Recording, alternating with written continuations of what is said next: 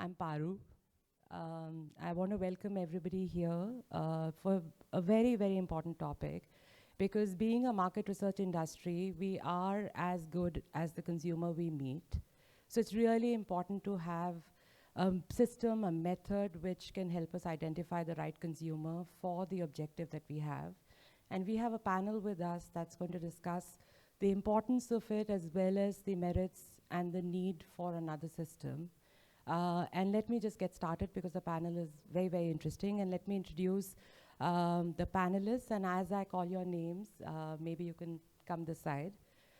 Starting with Amit Adarkar, he is the CEO of IPSOS. Jasmine Sachdeva, Managing Partner of Wavemaker India. Murali, Chief Operations Officer, APAC Kantar. Rajiv Dubey, Head of Media, Dabur India. Vivek Malhotra, the Group CMO of India Today Group. Vinay Virwani, Head Consumer Insights at Dabur India. And this discussion is going to be hosted by Shuvadip Banerjee, who's also the general, I have to do this, who's the General Secretary of MRSI in his day job, and incidentally is also the Chief Digital Marketing Officer, so of ITC. So back to Shuvadip. Thank you. Thank you everyone for joining, and thanks for coming down. Some of you have traveled all the way from a different city altogether.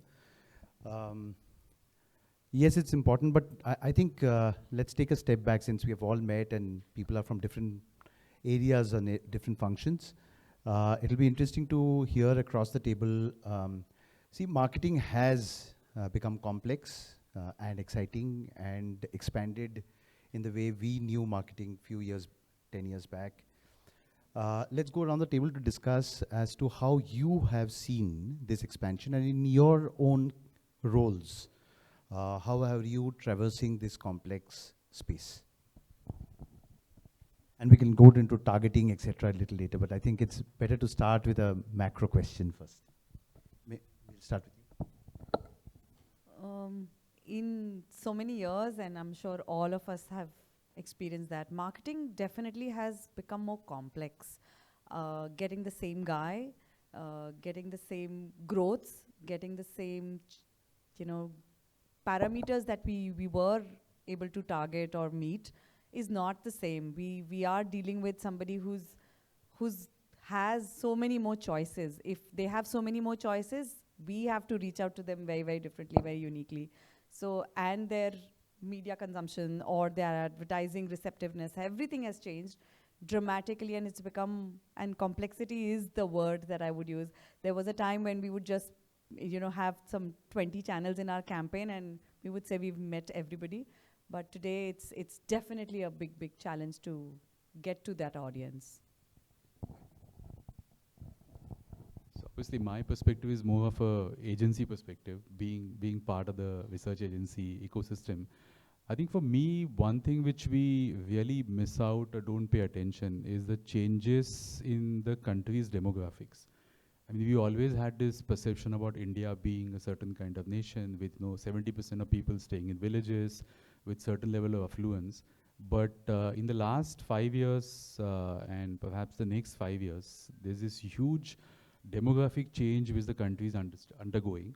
And to that extent, when we go and talk to people as consumers, customers, exactly who we speak to and how do we take into account the changing, for example, role plays within a household, the relative roles of, let's say, men versus women, how's the decision making happening at a household level. So I think these things are fascinating, because in market research, unless you speak to the right person and ask the right kind of questions, any amount of analysis you do is pretty much not really worth anything. So for me, I think that's one thing that we miss out. Demographics is a big change which is happening for the country, and that for me is a big challenge. How do we capture that? Hi. I think over last 30 years, what I've witnessed in this country is that the demographics have changed, people habits have changed, the entire construct of media has changed. But for business challenges have remained the same, which is growth, right? and more growth and more business. So that has remained the same. Look at the way consumers have behaved in this country. When I look back early 90s, the penetration of oral care or say toothpaste was about 65%, reached to about 99% now. Hair care brands like shampoos, etc., were also at about 65%, reached to 99%. So there's saturation happening in a lot of categories. So challenges of growth are immense, and that's one side of business. And second side is the challenges, the complexity in media, in the sense that there's so many ways one can target a same consumer, and it's becoming more and more challenging. So I think that's one challenge, and along with the challenge of getting growth for your own brands.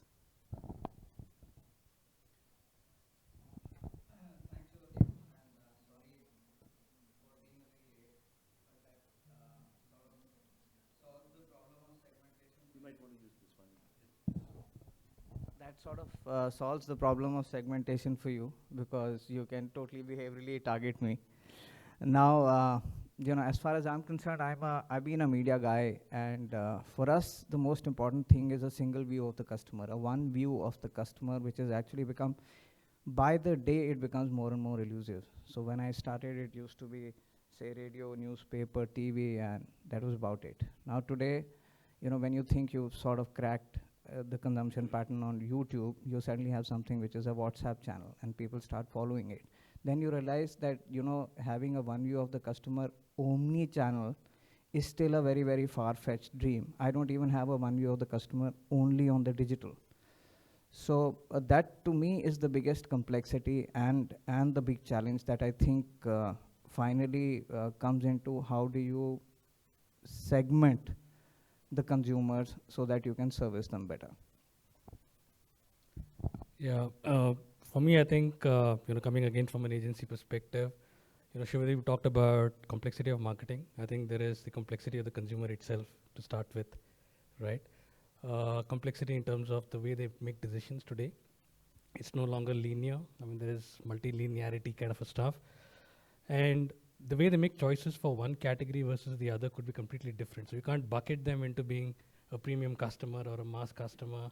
They can be premium for some category which is of relevance for them. They could be mass for something else. So I think the whole complexity of how they make those choices and what influences those choices beyond conventional, marketing activities, I think is the biggest piece to look for. And of course, it is linked to targeting, but it's beyond targeting to understand what the complexities are. Yeah. So I think I'll just echo what everyone has already said, right? But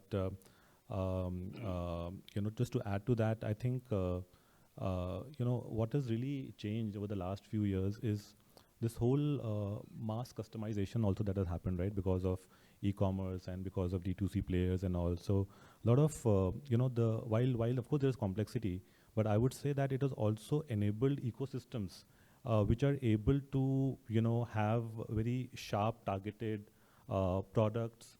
For example, you have so many D2C players having very focused benefit products, and they're able to target the consumers also in a very precise way, right? Earlier we used to kind of and only had TV as a medium in which we used to we couldn't really sharp target people accordingly, and the cohort targeting has kind of simplified that ways, while of course there are complexity in other ways.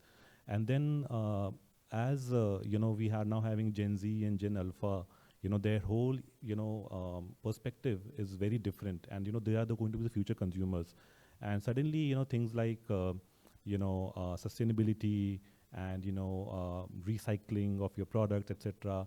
Suddenly these products, these values have become much more important. So how do we as a company, as an organization, kind of do all of this and also at the same time remain profitable and kind of have bottom line growth also? That is, I think, the key challenge.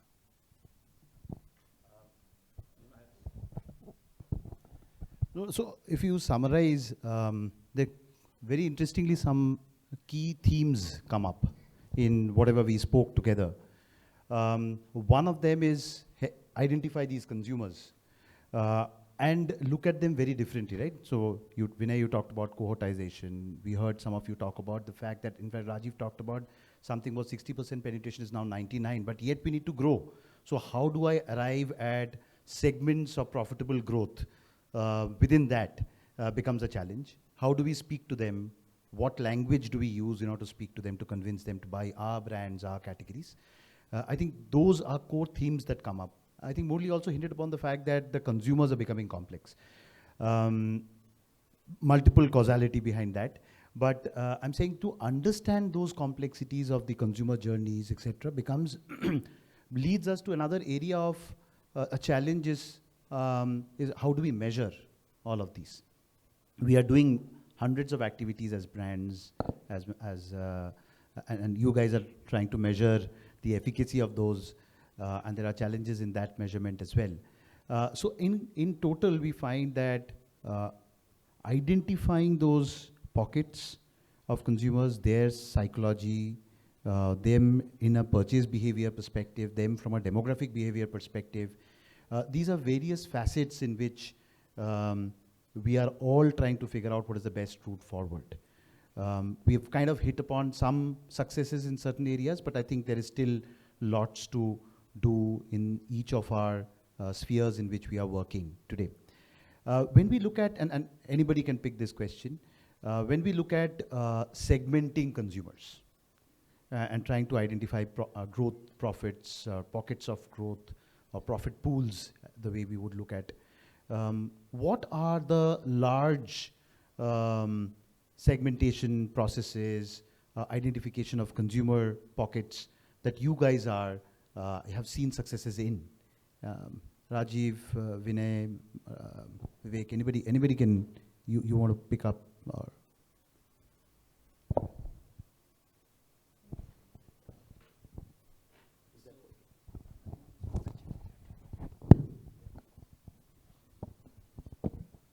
so the question is basically on how are we kind of targeting, segmenting consumers? Where do you hit Successes, yeah. Still find challenges. Yeah. So, of course, you have, various ways of segmenting consumers, right? Of course, one is on the classical system that we follow is, of course, on affluence, right? And then propensity to buy, how much they can afford, all of that. This is very classical way of segmenting. But apart from that, the behavior, I think, segmentation is something that we have found is really works well for us, especially when it comes to, let's say, healthcare categories where we operate quite a bit. So, the behavior, whether they are into, let's say, if they're inclined towards, for example, more health activities, we know they are a likely consumer for a health supplements brand, like, we have Chyawanprash, etc. So, there is those behavior targeting is something that we have found works very well.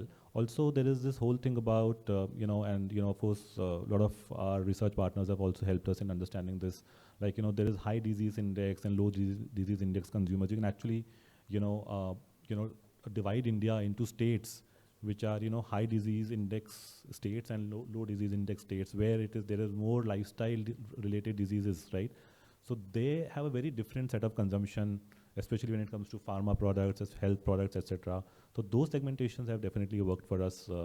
I will again just mention, the other is, and when it comes to behavior, also the other thing is life stage, right? So, whether, they have just had a baby, so if we can target consumers, and we know that, how their product portfolio changes, right? So apart from the standard, affluence-led segmentation, I think these behavior and life stage related segmentations have definitely worked for us. Just to add on to what he said, I think when you talked about profitable growth segments, I think it's also important to perhaps look at and say, what are those new spaces, right? Because you need to identify the new spaces where you can find that chunk of consumers that you can profitably grow with. And I think there is behavioral, of course, which is, gives a very clear picture of, dependent on, for example, like you said, my behavior relating to health activities can predicate something that I would be doing. But I think there's also the whole different dimensions that one can bring in, and they can be brought into multiple combinations. One, I think, is around the whole space of the needs, right? Because we know that consumer is complex, needs are evolving. You could use needs as one way to look at identifying those spaces. You can layer that with behavior. You can layer that with lifestyle. You can layer that with any other psychographic kind of variables. And I think from what we've been doing, I think the focus on new spaces for brands, particularly which have reached high levels of penetration. You talked about 99% penetration now. In that, it could be about how do we drive more volume, more occasions, more that. So I think there's a multitude of variables, but you need to start with what's your hypothesis on where your brand is and what do you think you need to be looking at from a growth, and then you can use the variables appropriately. Yeah, just adding on to that, actually, it's a brilliant thing. Once you've done your demographic and psychographic basic, it's very important to see where your source of growth is going to come, whether it'll be increased consumption or increase in penetration in some cases, like some of the brands who need, or new age brands that need. And that's the brilliance of digital data today, even if the first party data that we are using currently or creating lookalikes, etc., help you get that segmentation in place. And there are open data sources also where you link up your APIs and then you become more deterministic of the need gap. So for example, we just did a campaign few months back for luminous inverters. It was it is a need-based thing when there is no electricity then. So we actually use a API that will help identify where there are power cuts only, and mobiles work when power cuts are happening, still mobile will work. So you get that messaging. We got brilliant results there. So open API is layered with all your static data that you've done, and the digital first party data are actually helping you better segment today. Thanks, and I'm just adding a few between what all three of you spoke about. So we were looking at India Alpha, which is around roughly 1.8% of India population. And they are accounting for roughly 64,000 crore of FMCG buys. And it's around 50 million today. Goldman Sachs talks about this moving to around 100 million by 2027. So how do you identify this segment? This 2 crore, 3 crore audience, how do you identify them? They're growing at 12.5%, India population is growing at 1. So how do you target these consumers? Now, these become interesting pieces for us as marketeers as we progress. Shifting gears, I think, since we are on the topic of how to identify, how to target, how to understand trends among these consumers, etc. Cookie deprecation is something that we have heard, we have spoken about a number of times. This also is translating into some form of issue with respect to how we can target going forward. The question is, how are you observing, and maybe somebody from Dabur or you, Jasmine, or Amit, hey, Vivek, you can talk about the fact that how are you gearing yourself as an organization to address this targeting issue with respect to cookie deprecation, because that's also a sharp targeting process. Even measurements are likely to suffer. Somewhere we actually think as marketeers that we are left in the lurch. You have a DPDP Act, you have a cookie getting deprecated, all of these are happening parallelly. So how are you, and you touched upon first party data, so hinting on that point, how are you gearing yourself to address that? I think most of the companies are working in the same direction, getting your own stack of first-party data and trying to create your own cohorts and trying to collect as much data as possible. That's one thing, but that's like if you want to super target a customer, like if you really sharp target a customer. For brands like ours, which is very, very mass brand, for us 142 crore population is the target, for most of the brands, especially, imagine categories which are 99% penetrated. So you basically, your source of business is the market leader, or your source of business is driving volume, or your source of business would be, say, eliminating the smaller players. So targeting those, so that's what, and top of the funnel targeting, that's one way which will continue for companies like ours, which are in a mass-based business. However, for sharp targeting, obviously you can't leave that. You can't leave the behavior-based targeting, like what Vinay talked about, which we have been focusing on. And we have, looking at the behaviors of consumers, we have launched a lot of products which are digital first, which are e-commerce first, and we've seen a lot of success in that as well. And they've been working phenomenally well. So all these signals which you get from getting the first party data, using that and making cohorts and targeting the right people, that's the way forward. If there are any other science which will come up in future, would love to know about that and try to go after the consumers.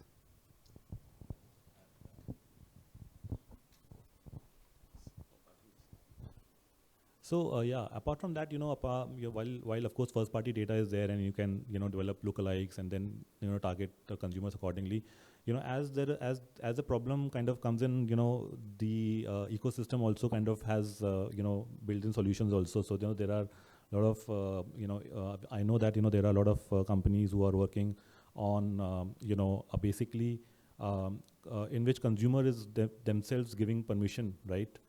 They are getting onboarded on panels in which they are giving permissions for the for the agency or the to kind of track their journey. Of course for incentives or whatever, but there are a lot of we are giving permissions on apps, etc. Similarly, there are research partners who are also having these apps in which the consumers giving permission, and therefore you can actually develop lookalikes, and you can be less dependent on cookies, right? And we are still kind of experimenting with that, and we don't know how it works, but yeah. So when it comes to zero-party data, I think when it comes to zero-party data, what one has seen is that Indians are very, very open to giving information, and this is like, yeah, till now very open. Like if you ask one question, what do you do? They'll tell you about their mother, their father, what they do, what their children are doing, and what is their future plans, where they're going in the evening, etc., etc. So that way, Indians are very easy to reach out to, as compared to say British, for example. They will never give any information. They will never share any information. Or say Americans, they come after British. But so that becomes again very significant step in getting the data from people who are willing to give out the data, and there are like plenty of them. So I'd like to add a little bit here, because I think in this current perspective, the role of media becomes very important, purely because the amount of data we hold from the various verticals we operate in. I think that's where, taking from what Rajiv said and Shubho said about growth, what is really happening is, if you look at all categories, you'll see maybe the high end of real estate, you'll see premium atta, you'll see, for example, international holidays. Now what's happened here is that it's not the ability to consume, but it's the propensity of consume that agencies and buyers now need from me. And there is no other way for me to deliver that unless I look at data. So when I look at data, now there are three problems that I have. Sometimes I have very little data, sometimes I have too much data, and sometimes I have data in silos.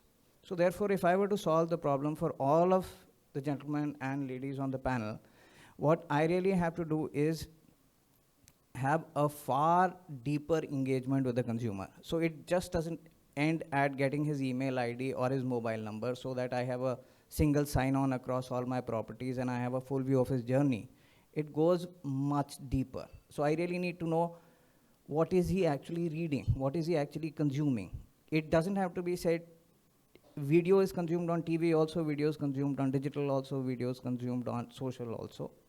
But what is the context? What is he actually consuming? Because, I mean, what we've actually narrowed down to is that the best guess of what the consumer persona looks like comes from the fact to know, if you know what he's actually consuming. Because, a premium atta doesn't really mean that he's high income household. He's got that tendency. Similarly, a gentleman who's perhaps looking at national politics may not be the same guy, and you cannot put him in the same segment as somebody who's just watching a Seni revolution developing. And the fact that all of this is evolving so fast makes it more difficult for us, and therefore we need to keep a dynamic cohort and not a stable, static cohort for them, but dynamic cohort. You can see that the news items that used to last 15 days, a single news item would last you 15 days. But now what's happening is what you have in the morning is not what you play in prime time. So that's where the first party data and the fact that you actually understand the behavior of this consumer, the context in which he consumes the data, and whether he is also, so tomorrow I actually foresee a future where I will share this data without giving personal identity with Shuvadip, with Rajiv, with each one of you, and see what is the overlap. When you have the overlap, you can actually nurture the relationship. So besides just having a CDP, you can actually have partnerships that go further. Maybe some of you don't have a vision outside the Kirana store. I have the vision outside the Kirana store. I don't have a vision inside the Kirana store. But if we were to bring that together, then we have an information network, which is a network of the future. Yeah, can I just add one thing? So I think when you started the panel, Shubho, everybody talked about growth, because that's something which I think, across the industries, that tends to be the challenge. But one of the interesting facts about growth is that we always focus a lot on the next quarter, or this quarter or next quarter. And that's where activation or growth that we can demonstrate within the next 2-3 months becomes critical. But there's also growth beyond the next quarter.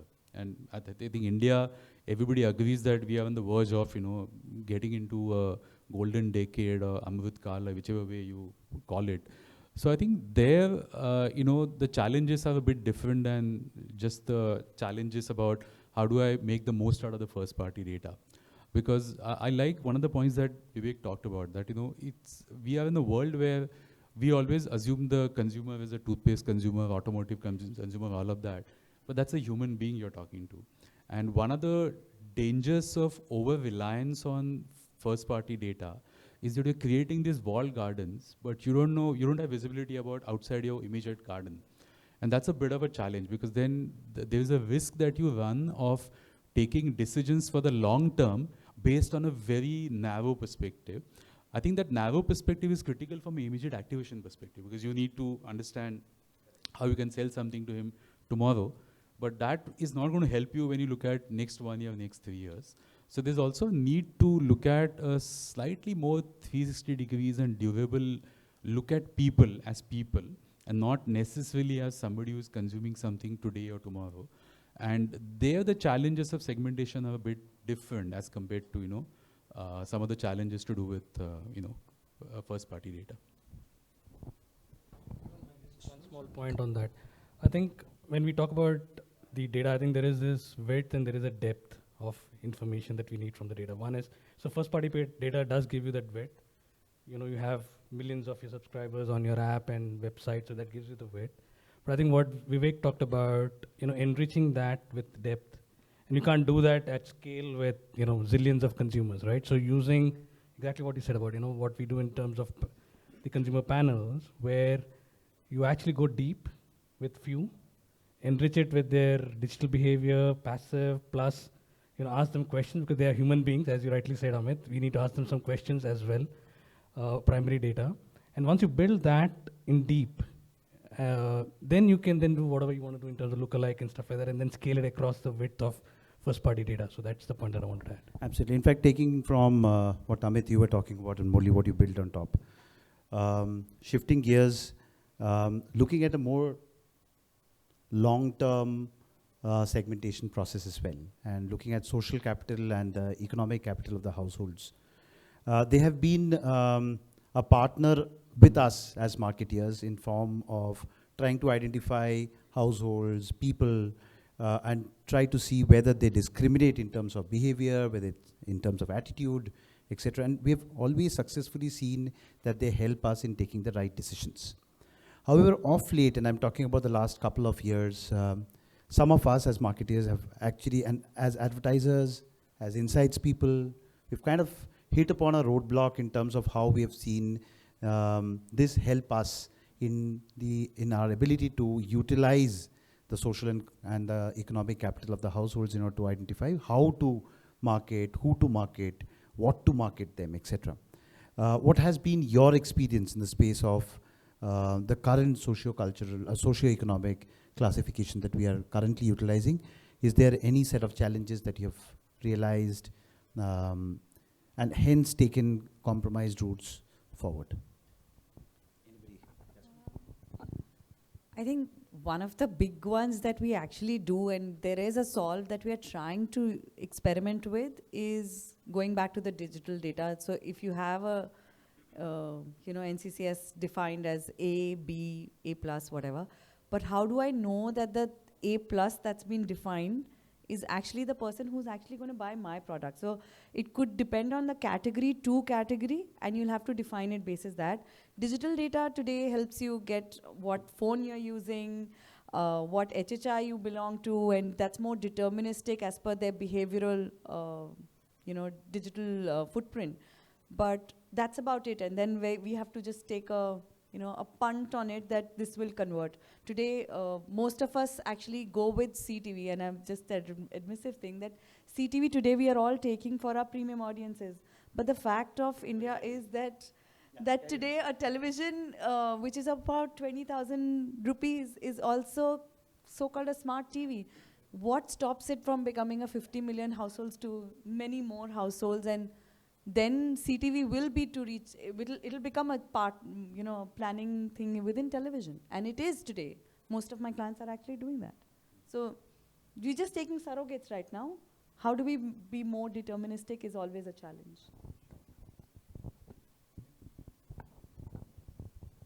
Okay.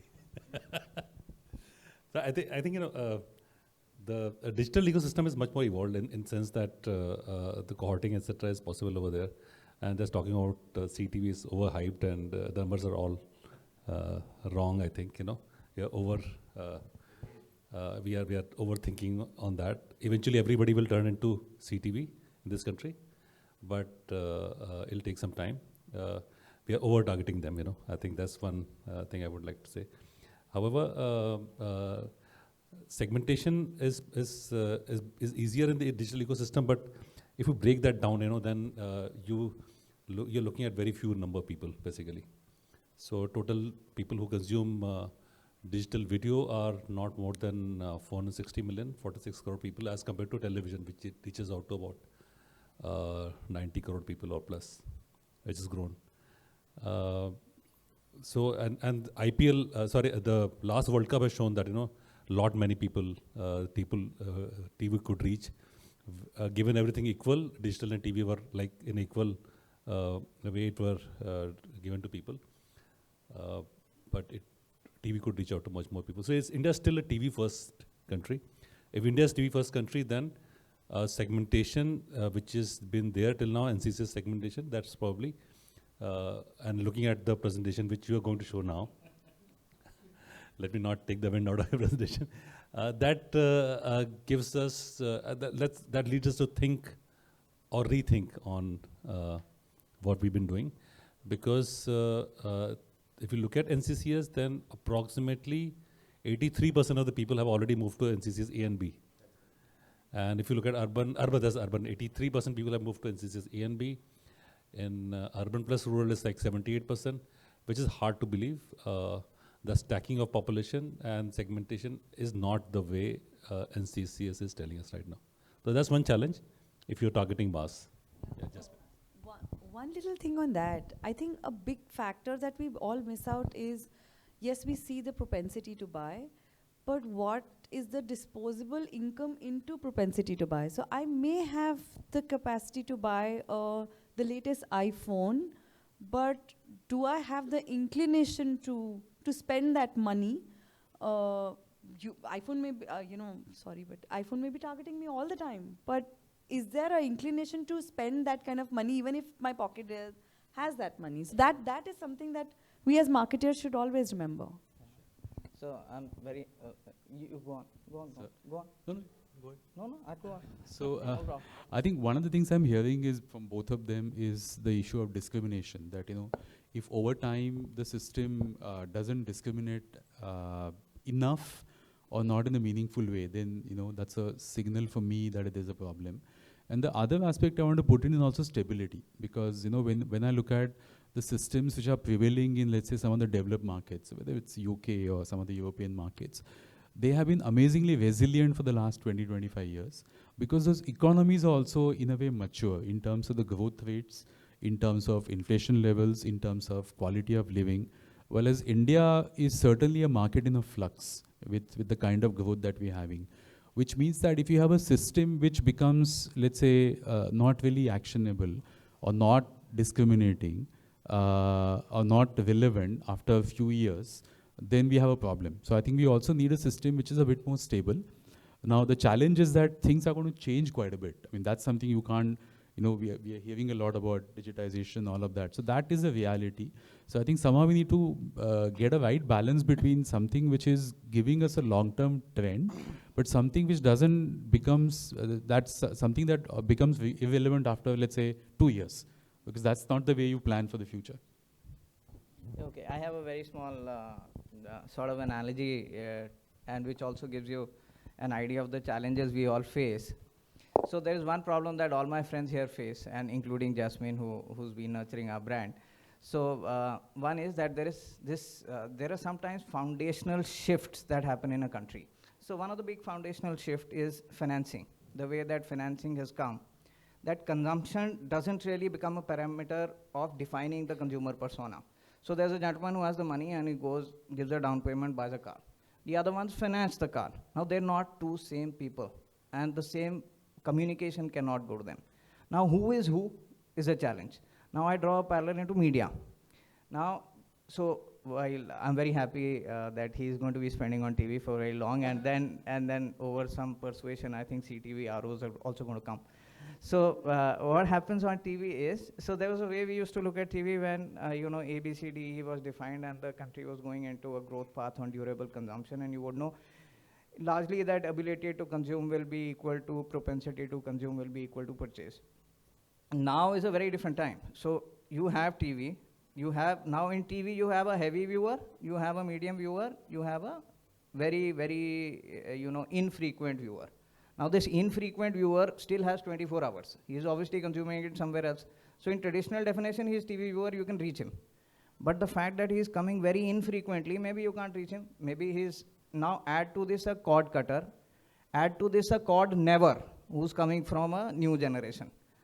Now you multiply this problem with the fact that now TVs are coming at, so there is an audience that's moving out, whether it's top or because of demographic reasons, there's an audience that's coming in, which is because there are so many schemes from the government. You have now extra disposable income, which could go into a second-hand TV set or go into a new smart TV set, which is coming at 20,000 rupees, whatever. Now when I look at A, B, C, and D, I don't know who's who. I don't know who's who. And right now, even consumption doesn't tell me that whether, if I have a choice in the evening, whether to put this story as the headline or put that story as a headline, maybe I'll geographically separate it, maybe I'll have to personalize it, but I don't know who's who. And if media has that problem, then this problem, by the time it reaches Shuvadip or Rajiv, it actually gets multiplied. Yeah. I think the fact that discrimination has come down and segment size has become 83% AB, I think the fundamental issue or the biggest challenge is finding those people, right? In the way we classified it today. I mean, it's a classification issue. It's not that, the classical definition of a lower to middle to upper to super upper doesn't exist. It's a classification variable which is an issue. And that's a big challenge that we've been facing in all the surveys that we do. We literally have to hunt. Are your surveys reaching to CDE? Are you being able to find them? I mean, DNA is like literally next to impossible to find in the way it is defined. We really need to go down and hunt and hunt and hunt. But I agree. I mean, who's who, and finding those who in the first place is the biggest challenge today. Yeah, right. I mean, they all upgraded, right? In the classification, they've upgraded, so that's what exactly. I mean, D has become B, and so I have 3 dish viewers that are getting classified as NCCSA. So they're not paying cable bills monthly, but they are NCCSA.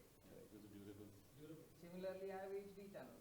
Now HD channels are getting consumed in CDE, and some of them getting consumed more in CDE than in A. So Vinay, what kind of issue are you facing when it comes to doing the surveys and doing your product tests and advertisement tests? Are you reaching to the right audience to do your tests?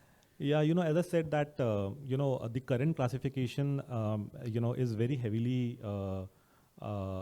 inclined or loaded towards propensity to buy affluent. That's my, biggest challenge or issue with the current classification, right? It's the socio-economic, socio part is still not there, right? It's all about economic, classification, right? And but when you come to a social part, it's of course education is there, but there is also life stage, as I said, right? For example, you could be a SEC DE consumer, right, and using a phenyl, right? But the moment you have a child at home, you might shift to a much higher priced floor cleaner because you feel that it is safer, right, for the kid, right? So that those aspects is something that, of course, that's what we do when we do our product tests or our researches. We don't just go by, the NCCS classification. We also definitely have these surrogates also. So yeah, that's and also when it comes to, education, for example, right? By basis the education of the, education or the occupation, you could probably classify somebody as a lower SEC, but the whole the way of education is also changing, right? For example, right? It is not traditional education anymore. You could be not very well educated, but you are skill trained, right? You are, let's say you are a very good in Power BI, or done some skill, photography course or something. There are so many, courses people are taking these days, but it doesn't necessarily mean, even if you're not like a graduate or whatever, but you are still there, able to make a living, good living, and you could still be in SEC, higher, NCCS. So so those are the parameters we, try to build in when we do any research. Yeah, school dropouts, of course. Can I just add one thing? I think that's a very good point that Vinay made, that the danger of relying mainly on the economic part and not the socio part is that it will lead to these kind of anomalies where suddenly consumption might sort of prop up because of reasons, but socio part, the social capital part that you also mentioned, that thing that will be a more everlasting and stable kind of parameter, because I think whatever work that we've seen in other markets, typically, let's say there's a bucket of 10 categories that I have, I can choose from. And if you look at only the economic part, suddenly 3-4 categories might get bought because I have spare money. But if you have, if you actually try to capture the social capital, maybe you'll have an impact on all 10 categories over time, which, just the economic part won't give you. So I think to that extent, going beyond economic, trying to capture some elements of social capital, that's more progressive and forward-looking, and I feel it will be more stable also from a long-term perspective. Super. I think we had a great discussion, and just summing up the last part, I think we've figured out that there are lots of challenges that we are having as marketeers today. Socioeconomic classification is one of the key methods in which we can identify our right consumer set. We are grappling, we are figuring out alternates because of the obvious issues that Rajiv called out. Are we really being able to identify, utilize this? Are we really having a social capital definer in our system? I think those are challenges. So there has been an attempt that MRSI had put together. I think there was a team that worked. Mr. Ashutosh Sinha and Praveen Tripathi, I think, started this journey with identification of this need. I think Nitin, Prashant, Sonali, they're in the room. I'm guessing they're all here. They played a significant role in building it from there. We all interacted in some forum or the other discussing the same topic. But what we kind of agree together, whether we are an advertiser or a researcher or a research user or some of the measurement teams, some of whom are not here in this room today, have also agreed to the fact that we need to move on. NCCS is just not being able to help us identify the right consumer for the right requirements. And hence, we as MRSI proposed ISEC. What I'll do is, I don't need to actually present and think you guys covered all the points. But what I'll do is I'll quickly talk you through some 10 slides, talking through why we need to shift to ISEC and what is ISEC all about. Just quickly through these slides. So as we talked about the fact that NCCS was all about ownership of these, whether it's durables, whether it's vehicles, whether it's about agricultural land, etc. So if you have the social capital, if you have the economic capital, these are outcomes. And these are things that you start owning, etc. They became the definers. It's not that it's a wrong thing or a right thing. It's just that what happened over time, with India shining, Amrit Kal is what we called out. This is all that is happening. So at a fundamental infrastructural level, ownership level, we have seen significant growth in the kind of things that we have as individuals, as households, we've started owning. This got reflected, the previous one is Government of India data. This got reflected in a recently, not recently, 21, conducted baseline by KWP, Kantar World Panel. There also, directionally, we see that there has been significant growth in the ownership across different things. Hence, I think all of us alluded to this point that we need something which is far more stable, things that we, or a segmentation process which is actually reflecting the reality. Now, if you see here, this is 2014 versus 22 comparison. What used to be around 50%, 57%, became what Rajiv called out 78%. In urban, it's 83%, that's AB. What vanished and almost vanished, and that's why I was asking Murli, can you find SEC CDE consumers? They are almost evaporated today, especially in the urban centers where we actually do a lot of research, a lot of surveys, a lot of measurements. And if the shift is actually happening from CDE to AB, and that's where the entire chunk, the monolith actually stands, with more than 50% of the market is so-called SEC A. Hence, what is likely to happen is that what used to get consumed by CDE, we would see that it's getting consumed by AB, no? Or E, and moving up to CD. But is it, and we'll see the reflection of all of that in some of the categories that we have taken here. These are penetration levels of, let's say, mass toilet soaps among SEC E. Now you see the similar number among SEC CD. So what do we conclude as a marketeer? Are consumers of CD now downtrading to mass toilet soaps? Or is this, so hence, is this a reality? Or is this a measurement issue?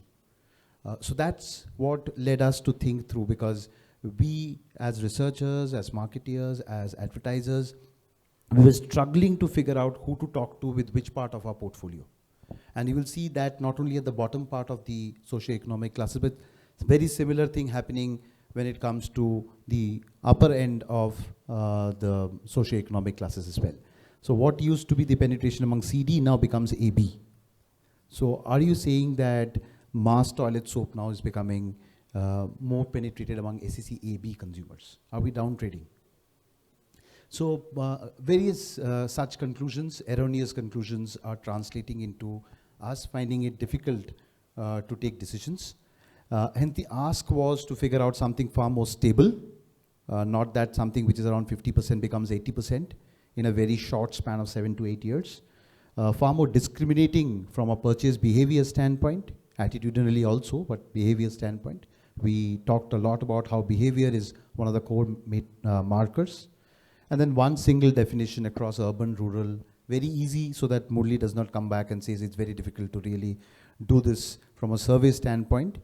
And hence what we did was we tried to figure out how to create a new process of defining socioeconomic classes.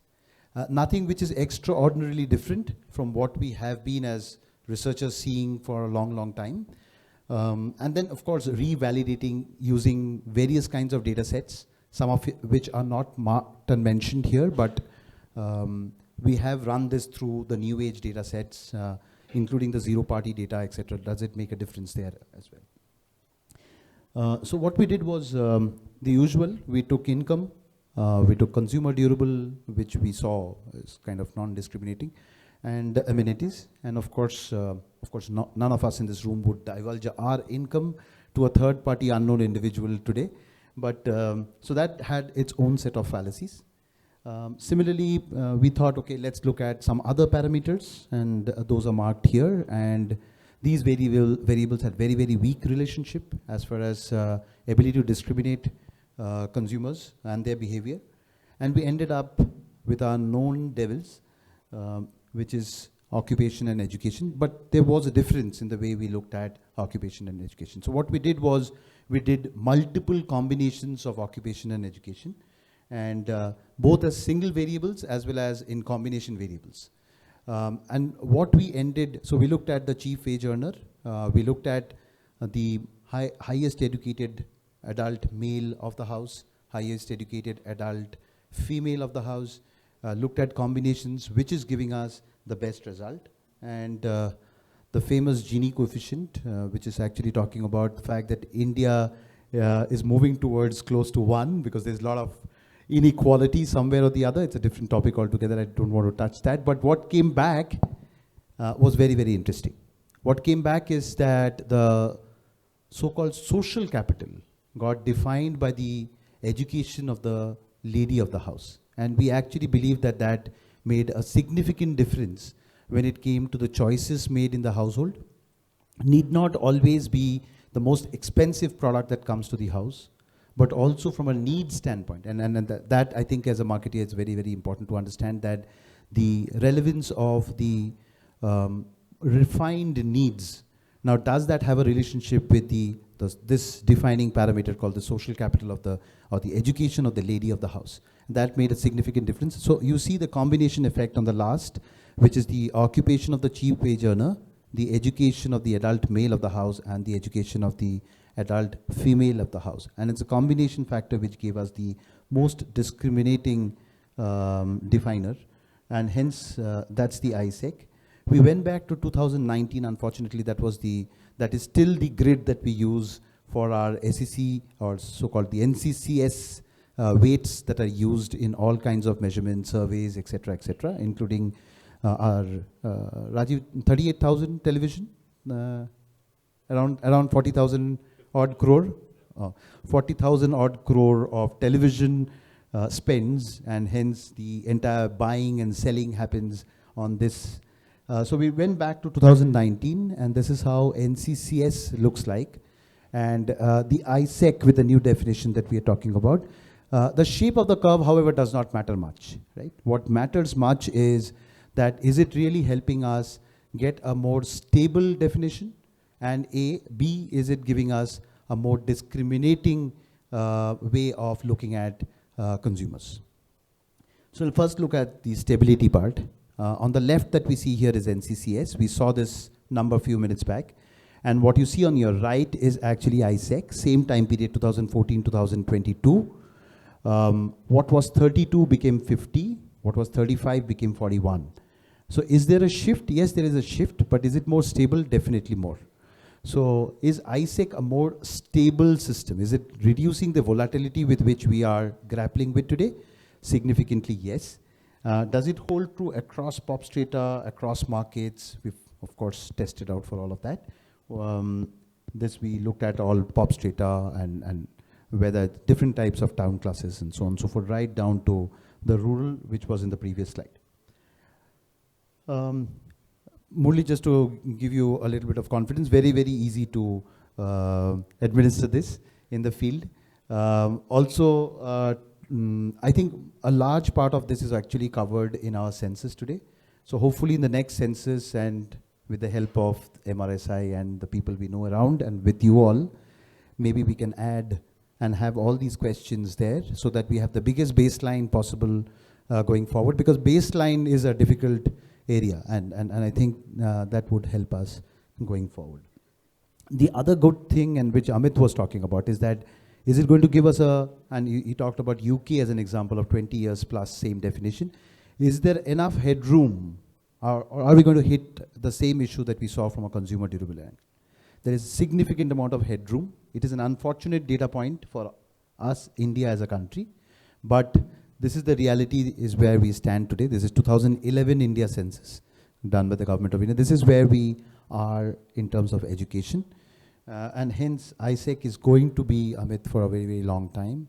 It's going to be less volatile, unlike what we saw for NCCS. While we have seen from the volatility or the stability perspective, let's look at it from the lens of discriminatory power. This is what we were talking about, again, a few minutes back when we're looking at NCCS. We're looking at mass toilet soap as a segment. And look at 14 and 22. The blue bar is 2014, the yellow bar is 2022, the below one is ISEC, the above one is NCCS. This is the saliency by the different socio-economic classes, whether it's the NCCS or the ISEC one. mass toilet soap expectedly should have seen this kind of a curve, and versus a premium toilet soap which should have been a very different curve, like that curve that you see at the top, right? So is it giving us the right discrimination? Is it giving us the right, intuitively, is it the right direction to take? Yes. We've done this again. I'm not going to bore you with different other categories, etc. What we also saw, and this is the average number of minutes spent on 2 of these OTTs. Of course, we've looked at from various e-com platforms and kind of premium purchase behavior on quick commerce and so on and so forth. 35 minutes, the red one again is ICCS and the ISEC, sorry, and the blue one is NCCS. 15 minutes versus 35, far more discriminating because 15, 12, 11, 7 is the number that you see when you use NCCS versus a 35 to an 8 when you look at ISEC. Similar in case of Netflix and Amazon Prime. So is it also giving us good discrimination from a media targeting perspective? Yes. So did it tick mark all of these? So is it more stable? Is it more discriminating? Can I use this definition for across the pop strata, urban, rural? Yes. And is it easy to administer? So with that, I think when we met as advertisers, and Rajiv and me are part of one team and called the ISA, Indian Society of Advertisers. When we met various research heads, we met Kantar, Nielsen, IPSOS, and various others. And everybody decided that, yes, it's important for us to move on. Everybody decided that ISEC is a much, much better way of utilizing social and economic segmentation than the way we are using NCCS today and grappling with it. I'd like to end with this last slide. Again, saying a big thank you to Ashutosh and Praveen for having started this journey for all of us. A big thank you to Kantar, Vision, TAM, ISA for supporting all of this. Kantar, Vision and TAM, Vision, VTION is actually a new age research company capturing around a lot of data around with 80,000 people giving them zero party data, etc. And so even iCube, for that matter, is a database that we ran it through to see whether it is holding true across various data sets. So with that, if there are any comments from the panel or from the audience, any questions from anybody, we'll be happy to take that.